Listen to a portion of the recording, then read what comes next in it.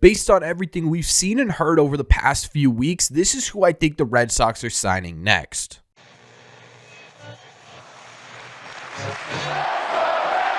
What is going on, everybody? Welcome back to Red Sea Radio. My name is Corbin, and the Red Sox are a huge mystery right now. We have absolutely no idea in what direction they are going to go to finish out this offseason. Are they waiting to make a big splash? Probably unlikely. Are they going to add a few smaller additions to sort of try and polish off this roster, or are they content with where they are right now? We have absolutely no idea, which is why making a guess as to who the next Red Sox signing is going to be is really difficult, but I'm going to try my best in today's video, because today what we are going to do is we are going to try and guess who the Red Sox will be signing next. There's one player I have in particular that I think would be a perfect candidate for the Red Sox. We're going to talk about why I think that, and after this video is done, I want you guys to let me know who you think the next Red Sox free agent signing will be. But before we get into that, just a heads up, we are going to be live tonight for members only. Members of this channel get the opportunity tonight to win some really awesome prizes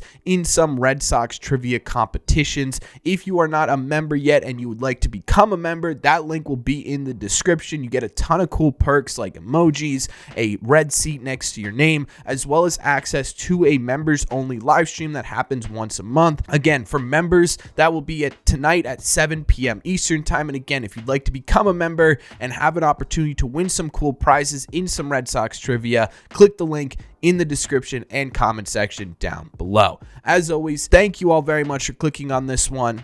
Let's get into it. So my bold prediction here, bold as possibly could get with the way the Red Sox offseason has been, is the Red Sox are going to sign Michael Lorenzen. Now, some of you guys may recognize that name pretty quickly here because he did throw a no-hitter with the Philadelphia Phillies basically right after the trade deadline last year. However, overall, Michael Lorenzen isn't exactly the most flashy name in the world, and I know that. But that also doesn't mean Lorenzen doesn't have any value at all. In fact, he's been in the league for 9 seasons, going into his age 32 year, and he's been pretty solid throughout those 9 seasons. He has a 4.11 ERA with a slightly higher 4.32 FIP, meaning he has been performing a bit worse than that 4.11 ERA leads on. He has a 1.325 WHIP, which is kind of high, and a 1.05 ERA plus, or about 5% above league average production, which leads to a really solid career, especially spanning over 9 seasons in Major League Baseball. But the big question here is, why would the Red Sox be interested in someone like Michael Lorenzen? In my opinion, there are a few answers to that question, which is why it's leading me to believe he will be the next signing. The first reason for this is because of his price tag. We know the Boston Red Sox have this sort of imaginary budget placed on their 2024 roster. We know they're probably not going to spend big money on any free agents, which most likely means they're taking themselves out of the competition for Jordan Montgomery and Blake Snell, which leaves them with some limited options in terms of additional rotational pieces,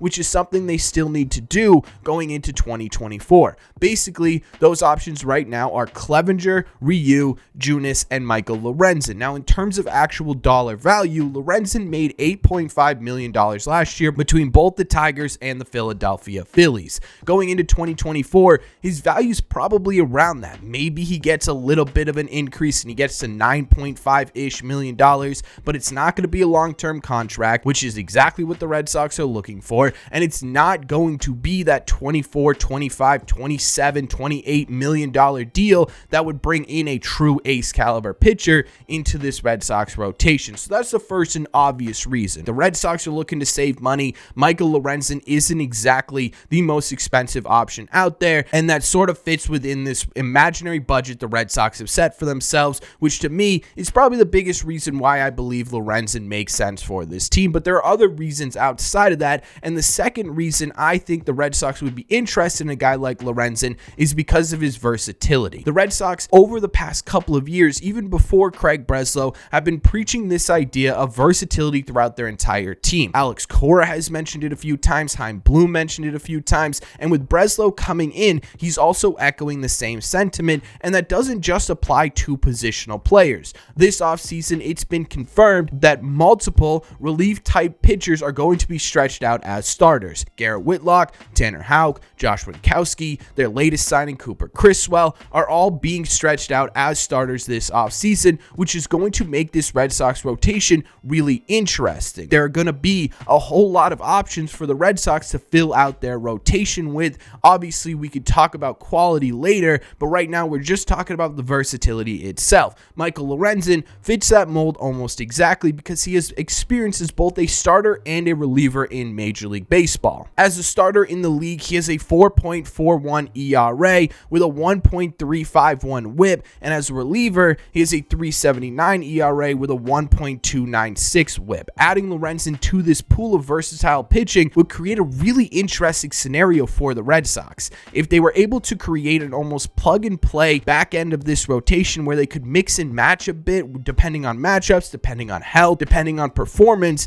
On top of that, also possibly utilizing a six-man rotation for the 2024 season. This could be a rotation like we've never seen before. We've never had a rotation where you can sort of plug and play multiple different players, and if that works out, it could be really, really competitive for the Boston Red Sox, but this is also a bit of a risk, right? Having this many people who can go back and forth between the bullpen and the rotation could end up smacking them right in the face, like we've seen over the past couple of years when they've been pushing Garrett Whitlock in and out of there, Tanner Houck in and out of there, Cutter Crawford in and out of there. It hasn't worked out entirely for the Red Sox, but now that you've got a pitching forward GM and a new pitching coach, as well as basically revamping the entire way you go about looking at pitching, this could be a really smart move for the Red Sox, and Michael Lorenzen fits into this strategy basically perfectly. I think this is going to be one of the more underrated, talked about things going into the 2024 season. The versatility in this Red Sox pitching staff could be exactly what helps this team actually win games in 2024. And again, Lorenzen fits into that mold basically perfectly. The third reason I think the Red Sox will end up targeting Michael Lorenzen is because of the fact that his skill set basically matches what Craig Breslow and Andrew Bailey have talked about looking for within a pitcher, especially with what he did in the first half of 2023. When you're looking at what Breslow likes in a pitcher, he likes velocity and he likes a whole lot of strikes. The same sort of similar philosophy as Andrew Bailey. Michael Lorenzen sits around 95 miles an hour with his fastball, so not exactly a super flamethrower, but still pretty fast and definitely fits into that category. And for the first half of 2023, he really did a great job of throwing a lot of strikes, especially with the Tigers, where he was an all-star, tossing a 3.58 ERA with a 3.86 FIP, so still slightly higher than his ERA, but still below that 4 ERA number. He had a 1.09 whip, which is much lower than his career average, and a 1.24 ERA plus, about 24% above league average production. Most importantly here, with a really solid 2.3 walks per nine. This season, before being traded, he also had his second highest WAR ever, where he put up a 2.1 WAR in the first half. He was definitely less successful with the Phillies last season, with a much higher 5.51 ERA and a much higher FIP at 5.81, with again a higher walks per nine at 3.8 and a much lower ERA plus at 78. But if the Red Sox feel like they can get him back to what he was in the first half last year, that is sort of exactly what Breslow said he liked in a pitcher. Maybe this is the exact candidate for Andrew Bailey to really get the most out of. If he can get back to that 2023 form in that first half, he could be a really dangerous addition to this Red Sox rotation. And again, when we're looking at why the Red Sox brought in Craig Breslow, why they brought in Andrew Bailey, why they hired the CEO of Driveline, it's because they want to be able to take these pitchers that they have on their team that have potential and bring them to the next level to be legitimate impact players within their rotation and in their bullpen, as well as transform some of these guys that are on the open market. That's the reason they signed Lucas Giolito, and to me, that's a key reason why, in my opinion, they're going to be looking at Michael Lorenzen, because, again, if you can get him back to form, he will be fantastic in this rotation, and that's exactly why you hire guys like Breslow, Bailey to get the most out of players. Michael Lorenzen, in my opinion, is a perfect candidate to see that work.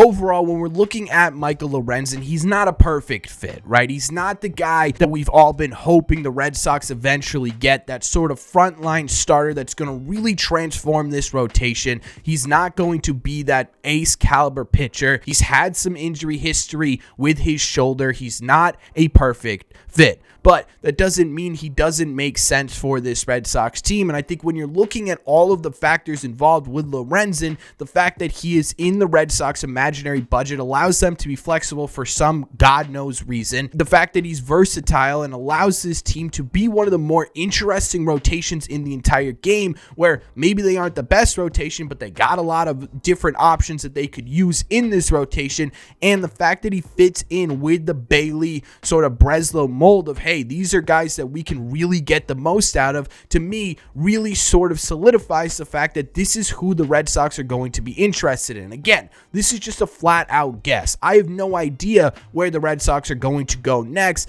but I'm just using context clues with everything the Red Sox have said and done over the last couple of years to make an educated guess. Now, there is part of me that's still sitting here holding out some hope that the Red Sox just suck it up and pay a guy like Montgomery or Snell to really transform the top of this rotation, really make this rotation solid in Major League Baseball, and really help this team win when you get to that legitimate window of competition the Red Sox are banking on in 26 and 27. But I can't get my hopes too high because I just flat out don't trust that the Red Sox are going to do anything like that going into spring training, which is why, in reality, my realistic option for the next signing is Michael Lorenzen. But again, that's just my guess. That's just my opinion. So let me know in the comment section down below. You've heard my reasoning. What's your reasoning? Who do you think is the next signing for the Boston Red Sox? Do you think it's a guy like Lorenzen? Do you think it's another pitcher? Do you think it's a hitter? Who do you think the Red Sox target next and finally get in a Red Sox uniform? Let me know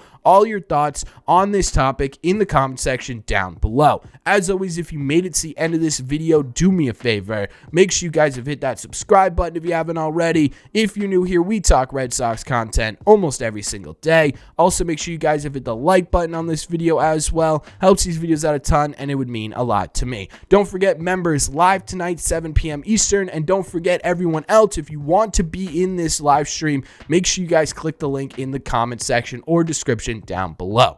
Thank you all very much for clicking on this one, and I will see you in the red seats.